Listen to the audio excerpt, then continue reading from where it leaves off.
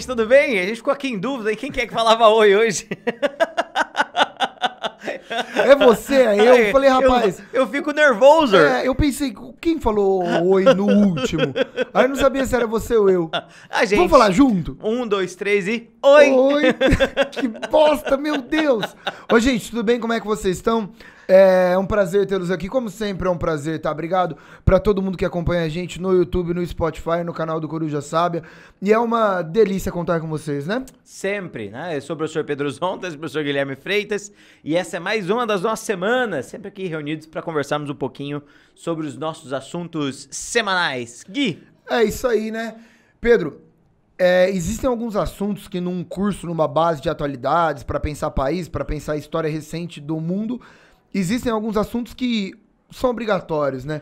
Pensando em vestibular, pensando em conhecimento geral, pensando em qualquer base de mundo globalizado, tem alguns assuntos que a gente não tem como fugir. Cara, a gente falou de questão árabe-israelense, é óbvio, né? Falamos de guerra na Ucrânia, é óbvio. Cara, hoje é um assunto óbvio, né? Hoje é um assunto que é completamente impossível esquecer e é completamente impossível não falar, correto? E que é uma das marcas do século XX, né? A gente vai falar um pouco sobre a apartheid hoje e acho que esse talvez seja um dos grandes temas. E é impressionante, né? Que quanto mais a gente se debruça sobre o assunto, mais absurdo é, né? Mais bizarro é, ainda mais quando a gente leva em consideração o tempo em que tudo aconteceu. A gente vai falar aqui de uma coisa que aconteceu na segunda metade do século XX, praticamente, e que é a cara do século XIX, assim. É uma coisa... eu acho que é muito impressionante, justamente porque parece muito deslocado no tempo. Posso fazer a leitura da notícia que vai trazer a gente a essa discussão?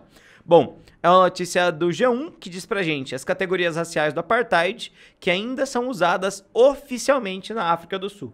A discriminação legal por motivos raciais na África do Sul terminou com o fim do apartheid, mas o governo continua a usar a categorização racial para monitorar as mudanças econômicas, causando polêmica. Essa é a notícia. Você quer comentar ela? É isso aí. Bom, primeiro, existe uma instituição na África do Sul, né, a ideia de People Against Racial Classification, povo contra a classificação racial, que é uma instituição que hoje na África do Sul trabalha com a ideia de acabar com todas as bases e todas as instituições e todos os nomes e qualquer coisa que ainda nos remete ao apartheid e que veio do apartheid e que permaneceu mesmo após a destituição do apartheid. A questão é, a África do Sul, ela é formada como país junto do apartheid, né? O apartheid está diretamente associado à formação da África do Sul. E quando o apartheid acabou, a gente fala do começo dos anos 90, todo o processo do presidente de Klerk, né, e da entrada do Nelson Mandela depois, muitas dessas classificações, muitas dessas bases, muitas dessas linhas, uma delas, a questão de classificação racial, de entender como africano, como branco, como negro e como índio, que era a classificação deles, ainda permanece na África do Sul. Indiano. Hã? Indiano, eles davam. Tá, desculpa, obrigado. E aí, qual que é o lance? Por conta desse fator, existe hoje uma linha que fala, não, mas é porque a gente sempre classificou nosso país desse jeito, então não teria problema. Mas outra linha que fala, mano, isso daí veio do apartheid, pelo amor de Deus, tira isso. Então, basicamente é uma notícia que serve para nos mostrar como que características da África do Sul do apartheid ainda são carregadas e ainda existem na África do Sul hoje. E isso é um problema, né? Isso demonstra um passado triste daquele país, certo, Pedro? Nossa, demais. E é óbvio que isso não é sozinho, né? Ah, tá tudo maravilhoso, eles são completamente igualitários, mas eles são os probleminhas do nome. Não, né? A grande questão é que a gente está pensando em um país que é profundamente desigual ainda hoje, e que tem uma carga dessa desigualdade que remete diretamente para a questão do apartheid. Quando a gente fala em populações, Gui, eu tenho um dado aqui que eu acho muito interessante a gente citar. Quando a gente pensa na população atual da África, essa população é composta por 9,1% de ingleses e holandeses, então descendentes dos ingleses e descendentes dos holandeses, que podem ser chamados de Boers, podem ser chamados de Afrikaners também, é um outro nome possível. Além dessa população, tem 8,9% da população que é mestiça, entre brancos e a população negra. 2,5% de indianos. A questão dos indianos tem a ver muito com o Império Britânico, o Gui já vai falar um pouquinho sobre o Império Britânico, e esse o contexto, e 76,4% da população é negra. Só que onde resiste o problema da gente falar uma população negra sul-africana? Porque dentro da ideia de população negra sul-africana, a gente está falando de 9 grandes etnias. A gente está falando dos Zulus, que são talvez a mais famosa, a principal, os Xhosas, os Bapedi, os Tswana, os Ndebele, os Basotho, os Venda, os Tsonga e os Swazi. Não que você precise saber todos eles, tá? Mas o que é interessante lembrar? Que quando a gente pensa nessa diferenciação, populações brancas, e aí parece que nas populações brancas há sempre a questão de diferenciar. Olha, tem os ingleses e os holandeses. Mas quando se fala das populações locais, fala, não, as populações negras da África do Sul. Entende? E isso em si incorre numa série de problemas. Isso em si é uma carga muito grande do preconceito que se tem em relação. E ainda mais usar as nomenclaturas originárias que reforçavam esses laços lá atrás. Então a gente tem um problema de nomenclatura vinculado com um problema terrível de desigualdade. É isso, esse é o ponto, né?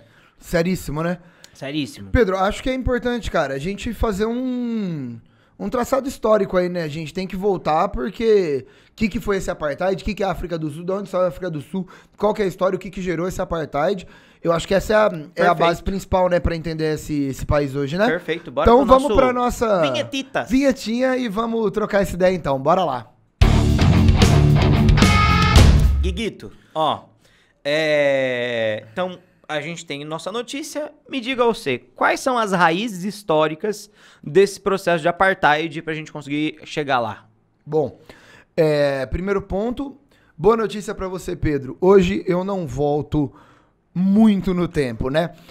Na semana passada, Pedrinho foi fazer uma recapitulação histórica e foi para 1900 a.C. Eu falei 1900 a.C. para 1911 depois de Cristo. Isso, pouca coisa. Bem tranquilo, eu tenho essa fama. E hoje, então, eu vou... Deixa eu pensar.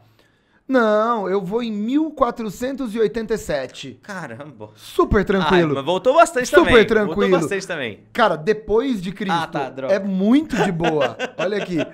Gente... Bom, a história do continente africano é uma história de domínio estrangeiro, né? É uma história triste, é uma história difícil, é uma história de colonialismo, é uma história de imperialismo e é uma história de países que caíram na mão de potências europeias, tá? É impossível pensar na história da África sem pensar nisso. É claro que as populações nativas africanas estão de muito antes disso. A África é sempre chamada de o berço da humanidade. Aliás, se eu quisesse apelar que eu poderia ter voltado para 60 mil antes de Cristo, né? Porque... Apelar de verdade, você pode falar de 1 milhão antes de Cristo. De 1 milhão antes de Cristo, né? A primeira ideia de um humanoide, né? É isso aí. Mas, enfim, qual que é o lance? Bartolomeu Dias, navegador português, no contexto das navegações de avis, né? No contexto das navegações portuguesas do século XV, que são brilhantes, né? Portugal estava num processo gigantesco que vai desde Ceuta, em 1415, e termina falando de Pedro Álvares Cabral.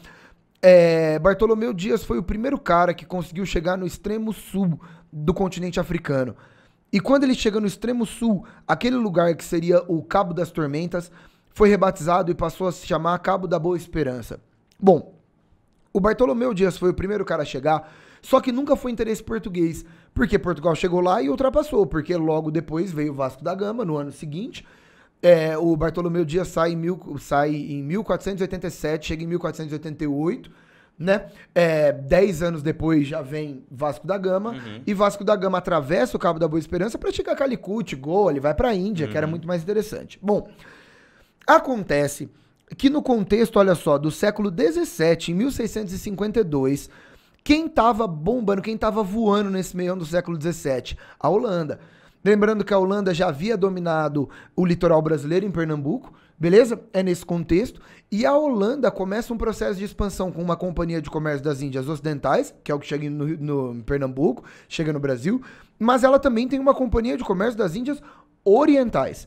É essa que vai para o Cabo da Boa Esperança e funda ali a cidade do Cabo. Beleza? Então, em 1652, ocorre a fundação da cidade do Cabo, beleza? Bom, e aí a gente tem a base, então, da África do Sul com uma colonização holandesa. Pedro, Qual que é a grande marca da história da Holanda no contexto do século XVII e XVIII? Protestantes. A gente tem uma igreja protestante holandesa, principalmente calvinistas. E o que acontece? A Holanda era vista então como um país que possuía liberdade religiosa, enquanto o resto da Europa muitas vezes não. O que aconteceu? A Holanda e colônias holandesas eram vistas como locais de refúgio para protestantes. É por isso que ao longo do século XVII, principalmente XVIII, a cidade do Cabo recebeu muito protestante, muito calvinista, certo? Numa linha bem parecida com o norte dos Estados Unidos, né? Com Plymouth, com Boston, Massachusetts. E aí, bem nessa linha. Só que qual que é o lance? Então, segundo a visão europeia, a África do Sul era visto como uma colônia de povoamento. Cuidado, que esse termo de colônia de povoamento é delicado, né? Completamente. Já falamos disso, essa ideia. Colônia de povoamento não é que foi maravilhoso, não. É que não foi uma colônia controlada pela metrópole, mas a galera que tava lá explorava do mesmo jeito, certo? Faz sentido, né? Sim. Bom, o que vai acontecer, gente? Qual que é o esquema? Então associe calvinistas, protestantes, principalmente de origem holandesa, na Cidade do Cabo. Problema. A história do século XIX é a história do imperialismo inglês. E a Inglaterra, já falamos várias vezes do imperialismo inglês e do imperialismo britânico, o Reino Unido da Rainha Vitória, que daqui a pouco tá entrando no poder, é horrível, né? Horrível o que a Inglaterra faz no mundo. Acho que poucos países conseguiram ser tão competentes em fazer tão mal ao planeta Terra quanto a Inglaterra. Sim. A história do Império Inglês é uma história de horrores. Problema, a Inglaterra vai dominar a região do Cabo, tá? O ano oficial é de 1806. A cidade do Cabo vira uma colônia britânica. E aí, qual que é o problema? A Inglaterra vai estabelecer um sistema colonizador de exploração. E esses colonos holandeses protestantes já não fariam sentido. Quando a Inglaterra, percebe essa parte agora, é muito importante, no comecinho do século XIX, com o domínio inglês na região da cidade do Cabo, esses colonos holandeses foram para o interior do que hoje é a África do Sul. E eles fundaram duas colônias. A colônia de Orange, tá? Oficialmente Estado Livre de Orange. E o Transvaal, que ficava na região de lá, na região ocidental do rio Vaal, né? Transvaal, é isso mesmo. Eu sempre fico pensando, além de Vaal. E aí, esses colonos holandeses fugiram da Cidade do Cabo, que agora virou uma colônia inglesa, e fundaram dois estados livres no interior da África do Sul. Beleza? Onde hoje é a África do Sul, Transvaal e Orange. Esses caras passaram a ser chamados de boeres, que eram homens do interior, beleza? Homens livres, né? Numa linha bem associada a esse processo. Pedrinho, tá fazendo sentido até aqui? Maravilhosamente. E aí, o que vai acontecer? Presta atenção, gente. Esses boeres do interior da lógica da África do Sul, eles tiveram uma linha de colonização livre, associada a uma ideia de viver lá em harmonia com a população local. É claro que isso não aconteceu, é óbvio que não. Famoso entre parênteses. É óbvio que não. Mas eles tinham uma ideia de que aqueles eram povos pacíficos, em oposição aos ingleses. Sim. O que vai acontecer e qual que é o esquema e qual que é o problema? No final do século XIX, nessas regiões boeres, encontramos ouro. Muito ouro. Muito ouro.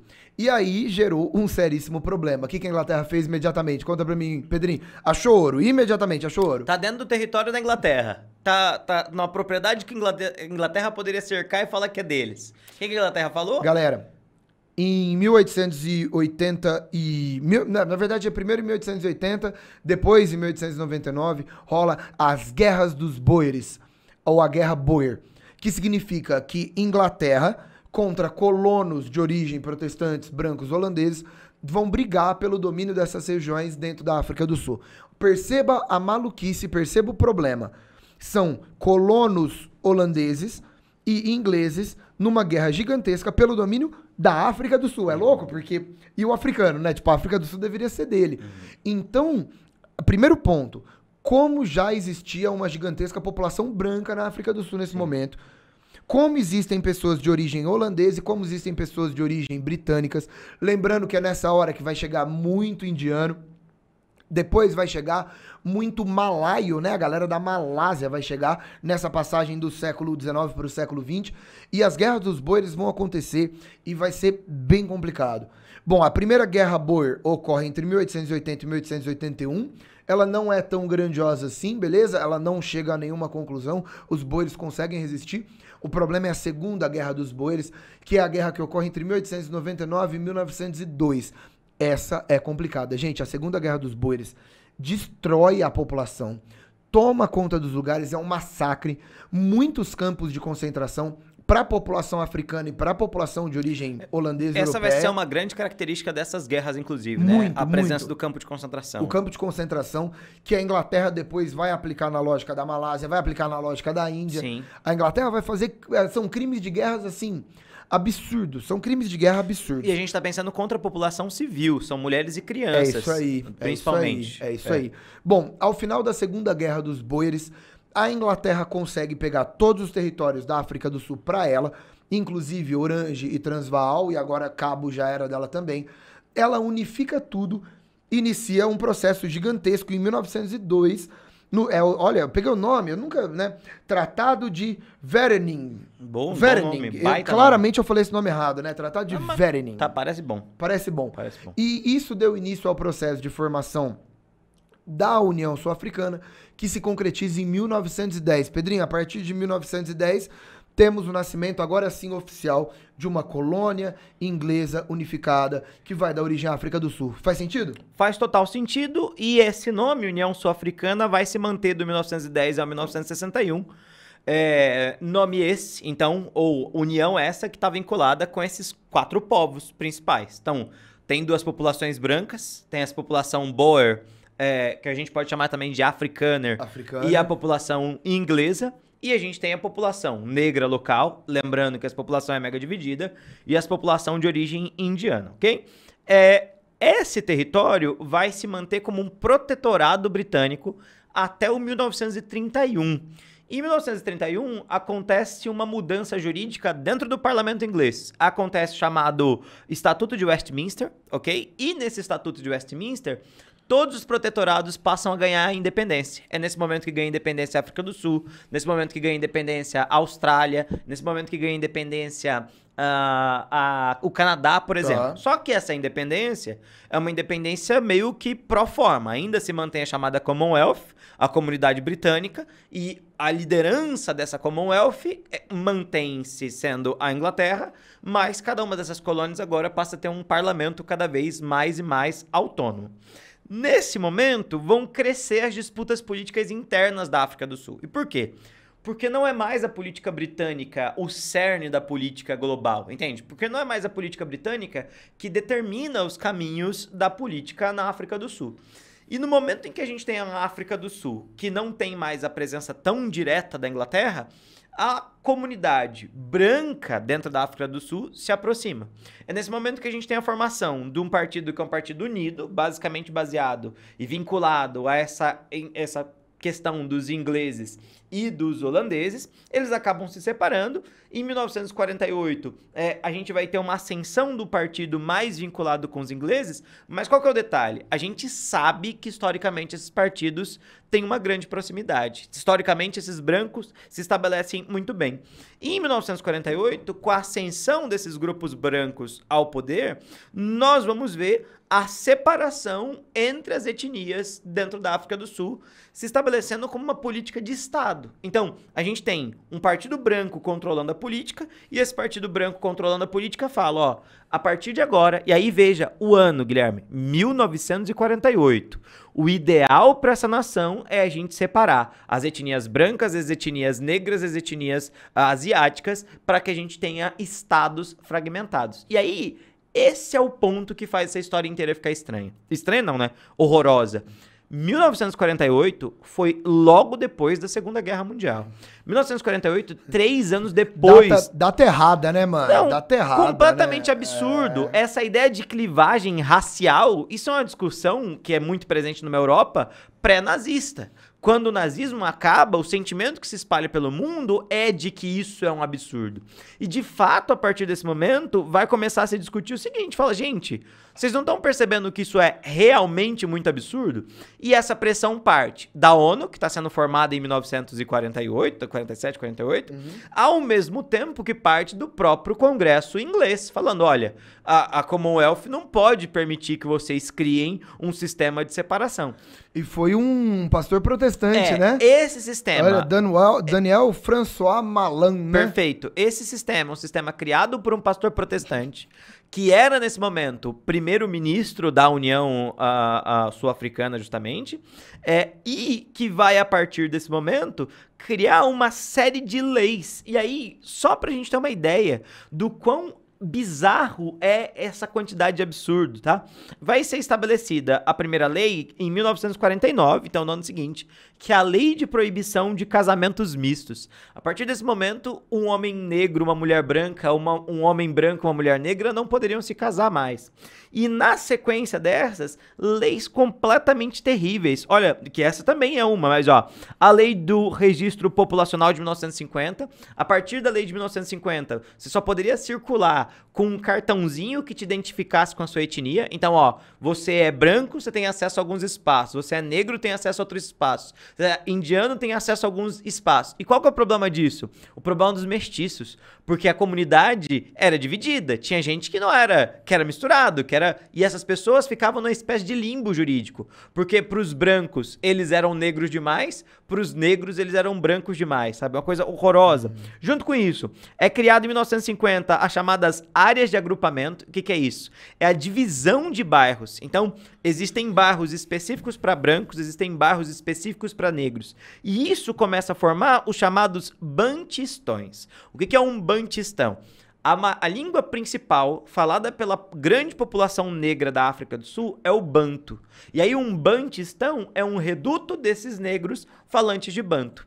Nesses lugares vai ser criada uma ideia de que, olha, eles vão ter agora autonomia política. Então, eles vão ter sua própria organização, seu próprio governo. Só que quem vai fazer a segurança desse bantistão é o exército branco. Então, você entrega para essa população, principalmente indiana e principalmente, inglesa e principalmente holandesa, o monopólio da violência, que começa a cercar os bairros habitados por negros, e essa população não pode mais transitar de uma área para outra.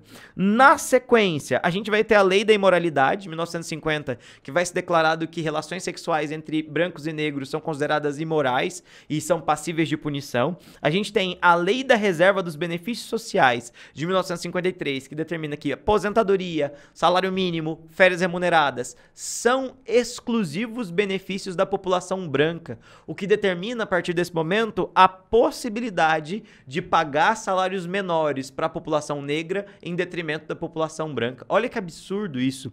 Junto com isso, a gente vai ter a Lei da Educação Banto de 1953, que estabelece que todos os cursos de matemática, que todos os cursos de ciências ensinados nas escolas banto deveriam ser ensinados em língua africana, para eles não falarem os idiomas banto mais, e se estabelece uma separação de educação. A população branca vai ter uma educação mais vinculada com a universidade, e aí no sentido de ser mais teórico, enquanto a população negra vai ter acesso a um ensino mais técnico, porque eles vão ser todos funcionários braçais determinados a partir desse momento. E em 1956, o corolário disso tudo, a reforma da legislação trabalhista, que garante leis trabalhistas só para a população branca. Esse é o cenário, essa é a descrição do que é que significa, na prática, essa ideia do apartheid. Então, apartheid é a palavra que vem justamente desse africano, que significa separação, na prática significa a redução dos benefícios ou a redução dos direitos sociais das populações redução das populações negras e a garantia exclusiva de direitos para a população branca. Isso vai criar, dentro da sociedade africana, um mundo em que não existe escravidão de fato, mas que aparentemente é de uma desigualdade tão absurda, mas tão absurda, que a gente vai ter uma população branca vivendo com um padrão legitimamente europeu e uma população negra cada vez mais miserável. Você quer falar, Gui? E é importante lembrar que isso era feito, e você comentou isso antes, cara, na segunda metade do século XX. Então estamos num mundo tecnológico, num mundo globalizado, num mundo, não estamos no século XIX, não estamos na Primeira ou na Segunda Guerra Mundial, que já é absurdo. Sim. A gente tá num rolê que o mundo já tá bem esclarecido e bem próprio quanto a isso. A gente já tem a ONU com bases claras, contrárias, né, a esse tipo de prática, com bases claras de direitos humanos. Tanto é que a África do Sul é um país isolado no mundo, né? Sim. O mundo inteiro vai começar a colocar, cara, embargo, vai começar a isolar, porque todo mundo tá falando, mano, tá muito anacrônico isso, né? Entenda, a gente tá pensando naquele momento em um momento muito progressista, pensando no mundo. É o período da autodeterminação dos povos, é o período da igualdade entre os povos, da descolonização afroasiática, e a África do Sul vai no caminho inverso em relação a isso. Tanto que em 1961, depois de tantas pressões da Inglaterra, a África do Sul abandona a Commonwealth, a ONU embarga a África do Sul, a situação econômica da África do Sul começa a partir desse momento a não ir tão bem, mas não significa que a África do Sul vai ser absurdamente prejudicada, num mesmo momento em que vão começar a aparecer as resistências negras com mais força, né? Desde lá de trás, desde o comecinho ali da formação da União Sul-Africana, a gente tem o Congresso Nacional Africano, que é um órgão de representação negra dentro da África do Sul, cujo principal figura é o Albert Luthuli. O Albert Luthuli foi, até a década de 1960, o principal nome desse representativismo negro. Foi Nobel da Paz, inclusive. Foi uma figura que denunciou esses excessos, esses exageros que aconteciam na África do Sul.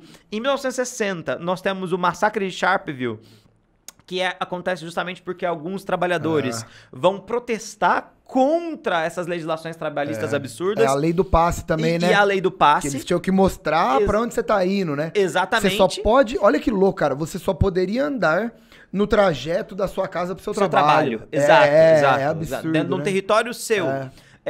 E aí, o que acontece nesse momento? Você vai ter uma quantidade terrível de pessoas negras que vão ser mortas pelas forças africanas, principalmente. E isso reforça, isso faz... E aí, lembre-se sempre, ó. Essa é uma ideia que a gente não conversou aqui ainda, mas essa ideia vai ser uma ideia muito importante pra gente sempre. Que é a ideia de ação e reação. Mas é a história. Lembre-se sempre que quando você tem uma movimentação muito forte de um lado, o outro lado vai responder também de maneira muito forte. Eu pressionei e usei uma violência absurda. Qual vai ser a resposta em relação à violência absurda? É óbvio que vai ser com violência absurda também. É nesse momento que é formada a Lança da Nação, cujo um dos principais líderes é uma figura ultra famosa, que é o Nelson Mandela. E o que é a Lança da Nação?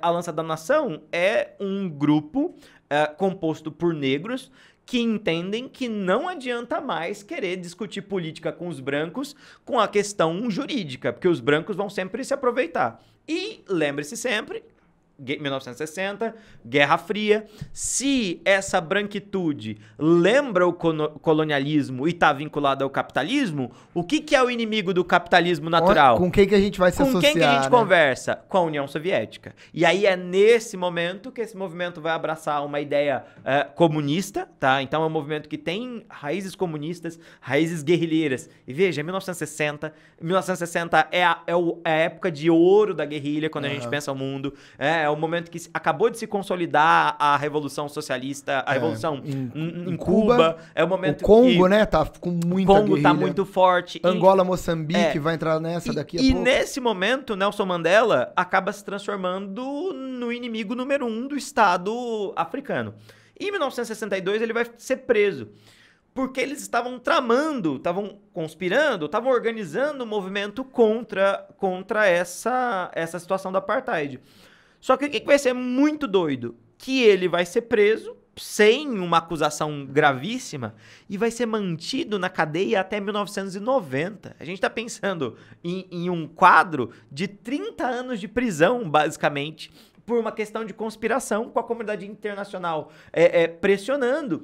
E isso dá o destaque da figura do Nelson Mandela. Ele é o preso mais famoso da história, né? Sem sombra de dúvida. Sem sombra de dúvida, né? Lembrando, gente, que nesse momento a África do Sul está muito isolada na comunidade internacional. Os outros países da África Austral, né, nessa parte mais ao sul da África, a maioria deles ou são países socialistas, né? Angola e Moçambique estão nessa, ou são países que vão ter já lideranças negras no poder. Então a África do Sul estava totalmente isolada pela comunidade internacional e pelos próprios vizinhos. É basicamente isso. E aí a gente vai chegar lá com a economia ultra deficitária no finalzinho da década de 1980, até que a gente tem, né, a eleição do Frederic de Klerk, né, Frederic William de Klerk, em 1989, e a partir do momento que ele assume o poder, nessa combinação de uma situação dramática internacionalmente, do fortalecimento desses movimentos contra o apartheid, ele declara o início do fim dessa separação a partir de 89, mas não é que acontece do dia para a noite.